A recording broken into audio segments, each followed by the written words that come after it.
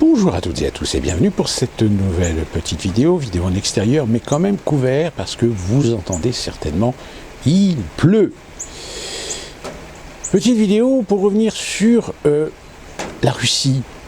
Vous l'avez entendu, le FMI a annoncé que la Russie va certainement avoir pour les 2 prochaines années une croissance qui finalement démentit complètement les propos de ceux qui essayaient de nous convaincre que les sanctions allaient, comme le disait notre grand ministre de l'économie, M. Le Maire, l'économie russe va s'effondrer. Monsieur Le Maire, il faudrait nous expliquer pourquoi votre analyse ne correspond pas du tout à l'analyse du FMI.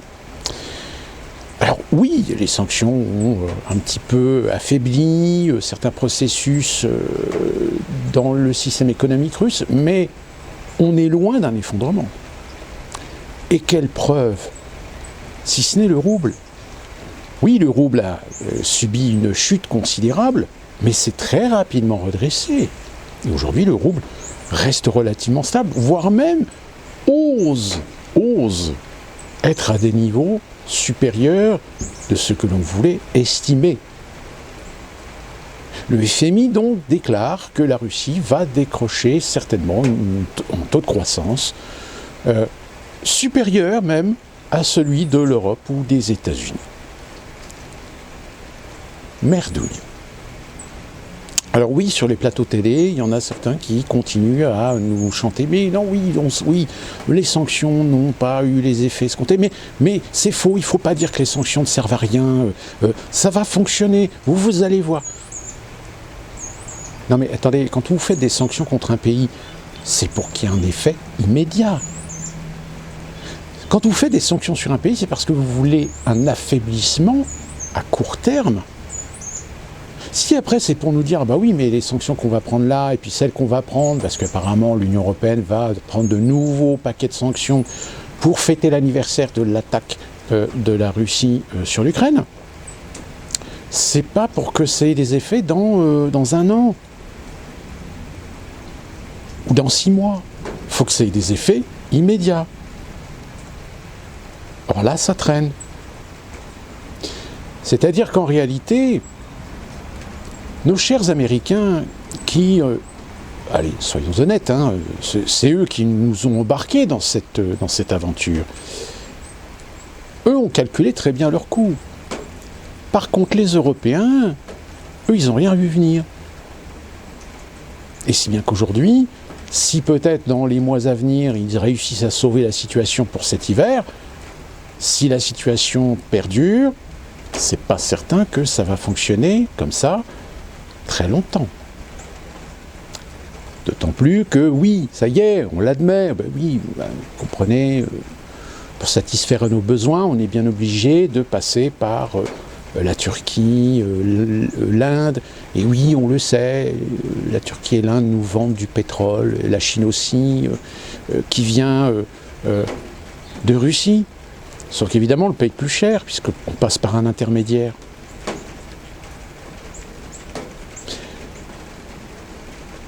Et puis, j'ai envie de dire que ça fait depuis 1 an que cette guerre traîne. Et depuis 1 an, on a entendu des gens nous certifier, nous assurer que... Et au final, il ne s'est rien passé. Enfin, si, il s'est passé des choses. Il y a eu des sanctions qui ont fonctionné. Vous avez des enseignes qui aujourd'hui sont en train de se mordre les doigts parce qu'évidemment, le marché russe, ce n'est pas un gros marché, mais c'était un marché quand même conséquent qui rentrait dans le cadre des chiffres d'affaires. Mais aujourd'hui, ces marques sont en train de pleurer. Aux États-Unis, je peux vous dire qu'il y a des tas de marques aujourd'hui qui sont en train de fermer des tonnes de magasins. Parce que les résultats 2022 ne sont pas terribles. Donc pour assurer les résultats 2023, il va falloir aller chercher l'argent là où il y en a. C'est-à-dire réduire les coûts. Donc fermer des magasins, fermer des enseignes, etc. Donc oui, aujourd'hui, on a le droit de le dire. Les sanctions internationales contre la Russie n'ont pas fonctionné. Elles n'ont pas fonctionné parce que on a arrondi les angles. On a arrondi les angles pour ne pas se couper de certains avantages ou certains intérêts qu'on avait avec la Russie. Parce que des grandes sociétés, des grands groupes financiers, des grosses sociétés financières, des groupes d'investissement ont des billes directes ou indirectes avec la Russie. Donc, monsieur le maire, est-ce qu'il y aura un journaliste qui aura les couilles de vous dire « Monsieur le maire, soyons honnêtes, il va falloir arrêter vos discours haneuneux et être réaliste. Vous avez échoué. Et échoué lamentablement. Sauf que malheureusement, le maire fait partie d'un gouvernement, il fait partie même d'une sphère politique française où ils ont une fâcheuse tendance, franchement, à vous prendre pour des cons. Il suffit de voir l'émission où Véran est allé chez Hanouna pour s'en convaincre. Je vous chie dessus. Ah oui, bien sûr, la réforme des retraites. Quoique la réforme des retraites, force est de constater quand même qu'ils sont un petit peu emmerdés, parce que s'ils font le forcing, jusqu'à présent ils ont eu des manifestations, ils ont eu une contestation qui s'est exprimée, mais qui était relativement bien cadrée par les syndicats. Or, s'ils font le forcing, peut-être que la contestation, cette fois-ci, elle va partir, je dirais, vers quelque chose de plus brutal, de plus radical, voire ne plus être sous contrôle.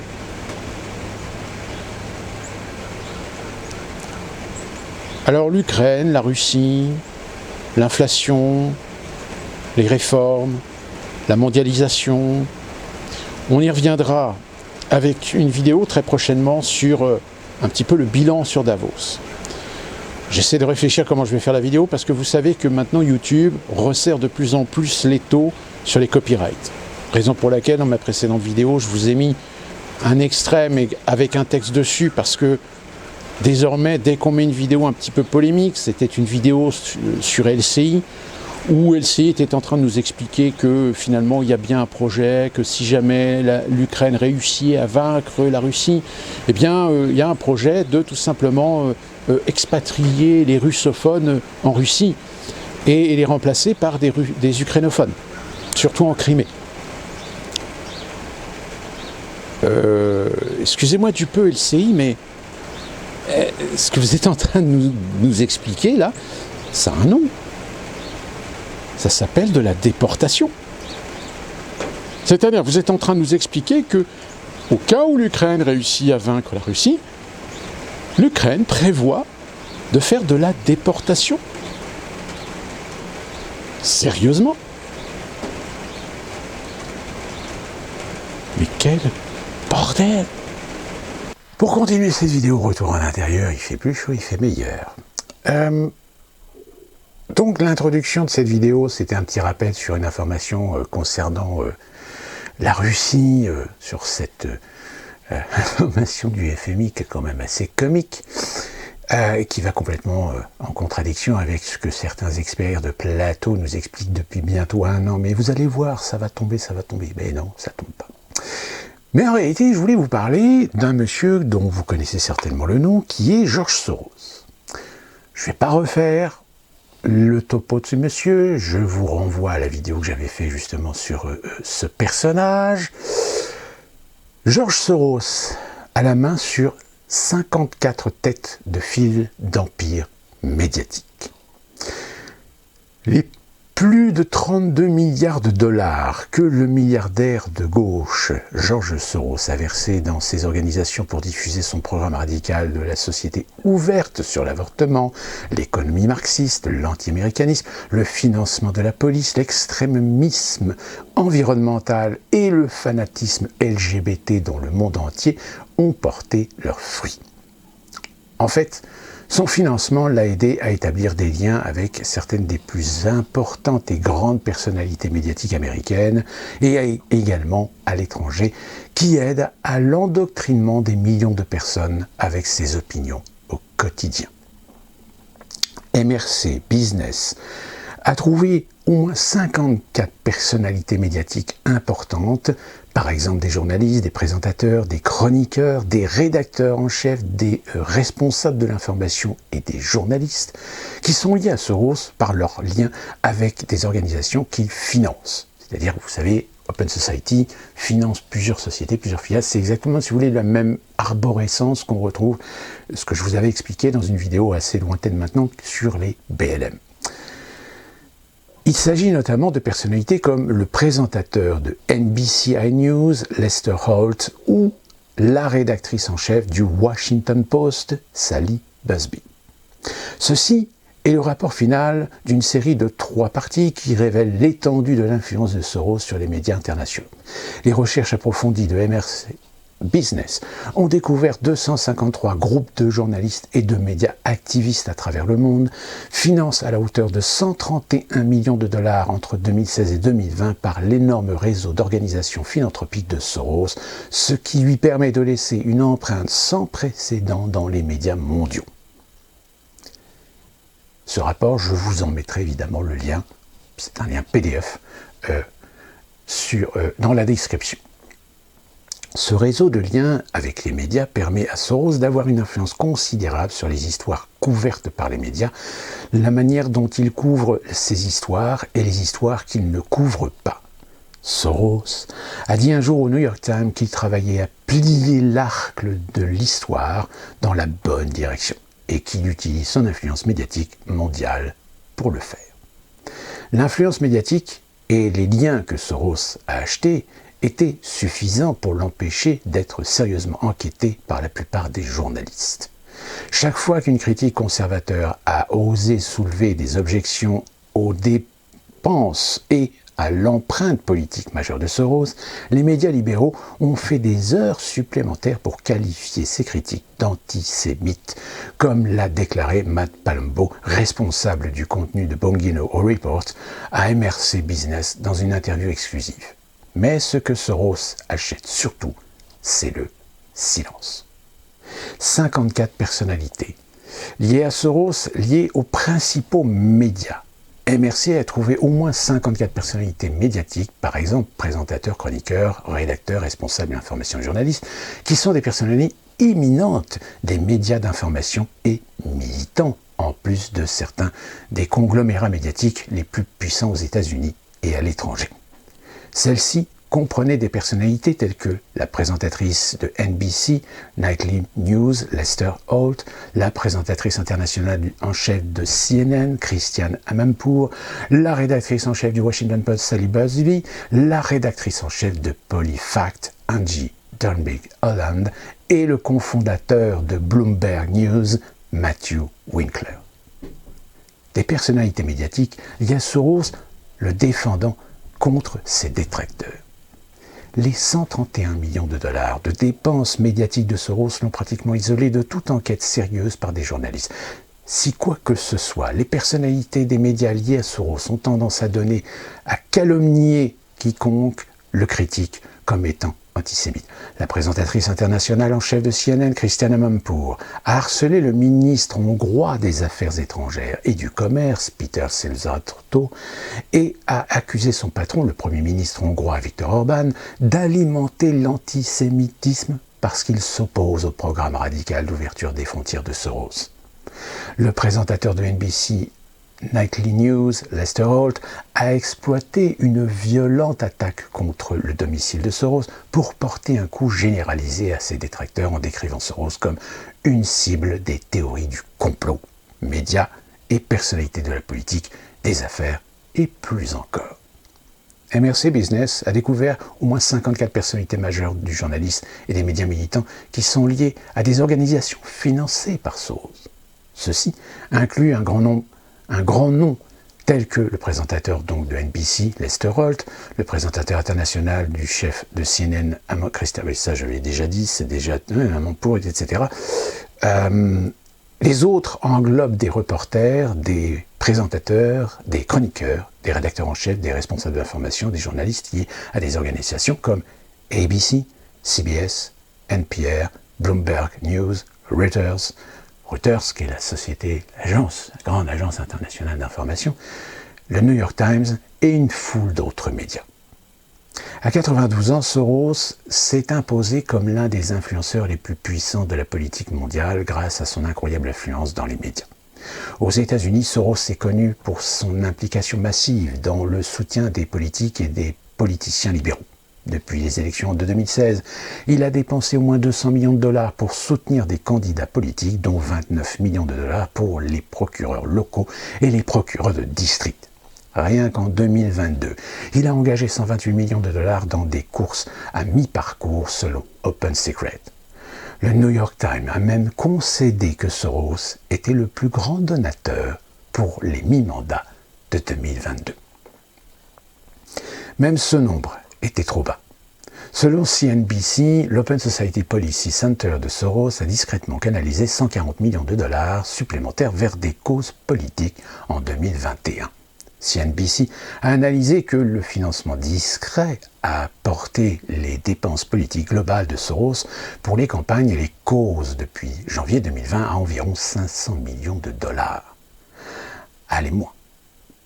Ce n'est encore qu'une goutte d'eau dans l'océan par rapport aux plus de 32 milliards de dollars qu'il a injectés dans ses Open Society Foundation depuis 1984 pour façonner la politique à son goût à l'échelle mondiale. Son influence médiatique mondiale est donc énorme. Ceci est le rapport final d'une série de 3 parties qui révèle l'étendue de l'influence de Soros exerce sur les médias internationaux pour inonder les populations mondiales de ses idées radicales de gauche sur l'avortement, l'économie marxiste, l'anti-américanisme, le financement de la police, l'extrémisme environnemental, le fanatisme LGBT. Il est facile de critiquer la politique de Soros. Les dollars de la fondation Soros se sont répandus dans des réseaux d'organisations à but non lucratif, dont beaucoup sont liés à des personnalités, occupant des postes de premier plan et des principaux médias. Holt et Annenbourg sont 2 des médias américains les plus connus et ont tous 2 fait tout leur possible pour défendre Soros contre la critique. Amandour, le présentateur libéral de premier plan, qui se concentre sur l'actualité internationale, est répertorié comme conseiller principal au comité de la protection des journalistes, qui a reçu 2 750 000 $ de Soros entre 2018 et 2020 seulement. Elle a agressivement critiqué les critiques de Soros comme étant des antisémites.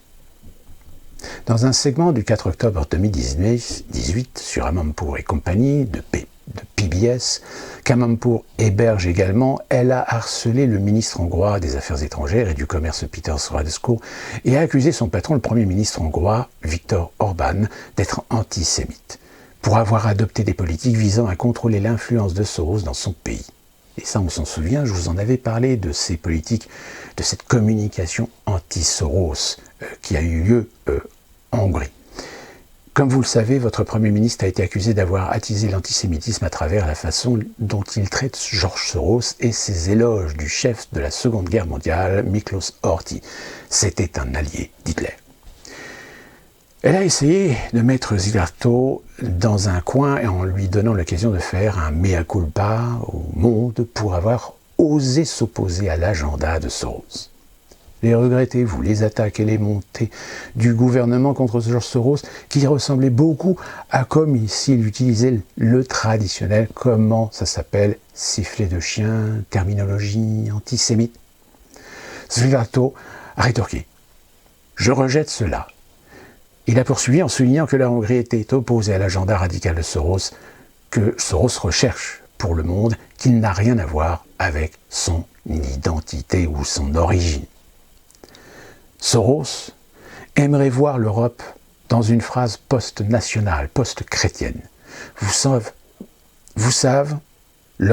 savez, leurs frontières ne comptent pas. Leurs idées nationales est repoussée. Leurs migrants sont autorisés à au moins 1 million par an. Notre vision est totalement différente. Il a traité mon Premier ministre de maniaque. Il a qualifié notre pays d'État mafieux. Donc, ma question est que s'il nous attaque comme ça, avec de l'argent, avec des médias, avec des financements de l'opposition et du monde des ONG, dans le pays, pourquoi aurions-nous pas le droit de réagir et de dire non, non. Nous avons un concept totalement différent. Et nous voulons que notre concept gagne, et pas le vôtre, Monsieur Soros. Tout le monde ne partage pas le point de vue préjudiciable d'Amanpour sur les critiques hongroises à l'encontre de Soros. L'ancien Premier ministre israélien Benjamin Netanyahou, redevenu Premier ministre depuis, a qualifié Orban en juillet 2018, quelques mois seulement avant les critiques d'Amanpour, de véritable ami d'Israël. L'écrivain du Jewish News Syndicate, Sean Savage, a noté plus d'un an plus tard, le 23 septembre 2019, le bilan du gouvernement hongrois dans la lutte contre l'antisémitisme brosse un tableau différent. Savage a écrit « Orban a été impliqué dans l'établissement d'une journée commémorative nationale de l'Holocauste et a récemment promis 3 à 4 millions de dollars pour lutter contre l'antisémitisme en Europe et est résolument défendu de par certains dirigeants juifs hongrois comme n'abritant pas d'antisémitisme. » Holt de NBC a essayé une stratégie plus subtile pour protéger la réputation de Soros. Lorsqu'un individu dangereux a posé une bombe artisanale au domicile de Soros, Holt, un autre membre du conseil d'administration du CPG, financé par Soros, a exploité l'histoire pour lier les critiques de Soros à l'attaque lors d'un segment du 23 octobre 2018, les contributions massives de Soros à cause libérale et démocrate ne font donc pas l'actualité. Ils ne sont qu'une excuse pour les attaques de ses détracteurs selon la tournure médiatique libérale. Le président de NBC Universal News Group, César Condé, qui supervise NBC News, MSNBC et CNBC, est administrateur de l'Aspen Institute, également financé par George Soros et qui a obtenu 1 165 000 $ entre 2016 et 2020. Condé est également à la Henry Crowd Fellow de l'Aspen Institute. Soros a également des relations avec des médias non anglophones. Le président de NBC Universal Telemundo Enterprise, Beau Ferrari, dirige la poussée de NBC dans les contenus espagnols. Oui, parce qu'aux États-Unis, vous avez les chaînes hispaniques, des chaînes anglophones. Vous avez des NBC espagnol, même HBO. Vous connaissez HBO? HBO a également son programme en espagnol. Donc vous avez beaucoup de chaînes comme ça qui se consacrent au public hispanique.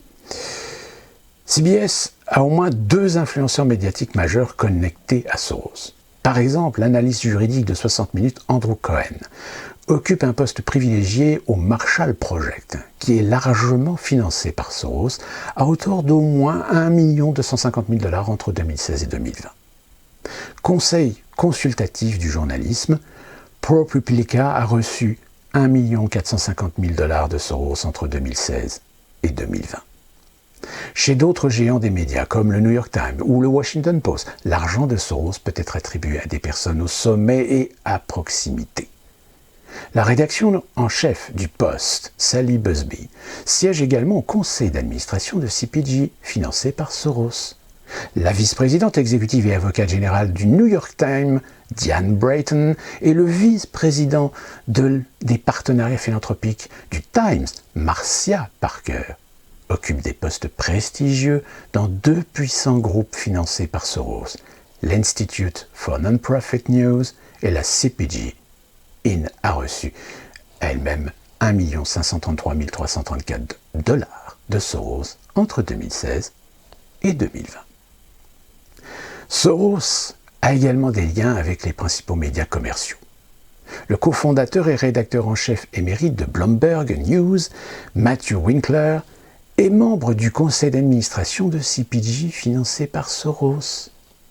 Bloomberg News en particulier se vante qu'il produit environ 5 000 articles par jour et qu'il est lu par plus de 325 000 abonnés au terminal, qui compte parmi les personnes les plus influentes du monde des affaires et de la finance.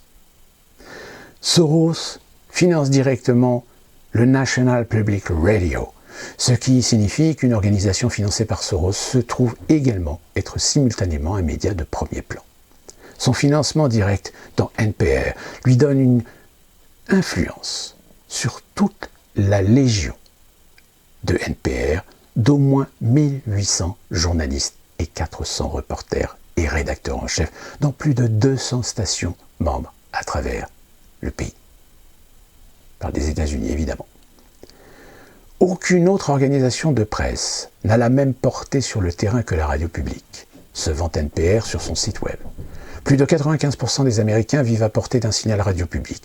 Nous aussi positionnés pour livrer MRC Business, comptez 16 personnes au sein du conseil d'administration de NPR et la direction de l'entreprise qui supervise les opérations d'information globale de NPR ou gère les stations membres individuelles de NPR telles que Iowa Public Radio, WSU Connecticut, Saint-Louis Public Radio dans le Missouri ou WYPR dans le Maryland. Parce que NPR est financé par Soros. Et ces 16 personnes sont aussi connectées à son argent.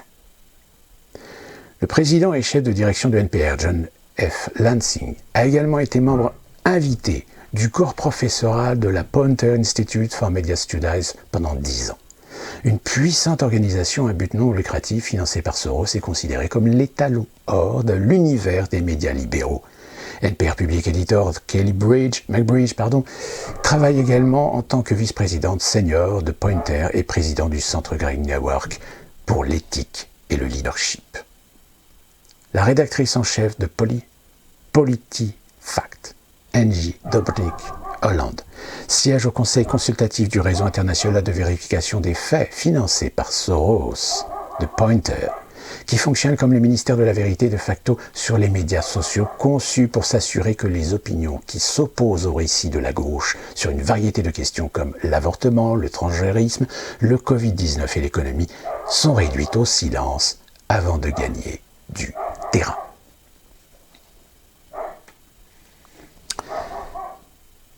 Excusez le chien, il est actuellement un petit peu surexcité.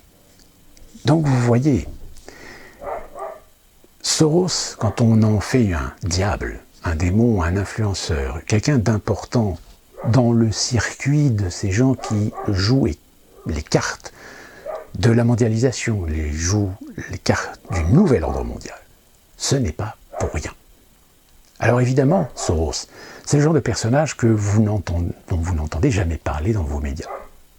Je n'ai pas d'informations à l'heure actuelle sur éventuellement ce que Soros pourrait avoir comme investissement ou comme financement dans des groupes filiales indirects, directs avec des médias français.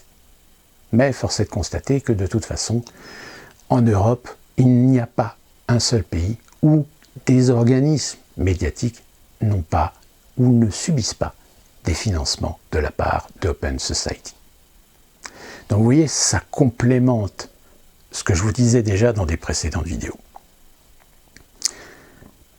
Comment voulez-vous, parce que je signale quand même, Reuters, c'est une des plus grosses agences de presse au monde. Donc forcément, sur certains sujets, Reuters, dont même l'AFP parfois s'inspire pour faire son information. Vous comprendrez que quand vous avez vos petits débunkers qui vous font la leçon de morale en disant l'AFP a dit que, et l'agence Reuters, c'est fiable. Pas seulement et pas vraiment. Donc, c'est pour ça qu'il est très important aujourd'hui de ne pas prendre en considération ou comme argent comptant ce que des médias mainstream, évidemment, vous annoncent. Il faut raison garder, rester prudent, essayer de s'informer, prendre le temps d'aller chercher, d'aller fouiller, d'aller comparer, pour vous permettre de vous faire un avis personnel le plus objectif, le plus réaliste qui soit. Et finalement, ce que je vous disais au début de cette vidéo sur ce que le FMI nous a annoncé et la façon dont certains médias le traitent, ben forcément tout est lié. D'ici qu'on se retrouve pour une prochaine vidéo, que puis-je vous dire d'autre? De bien vous porter.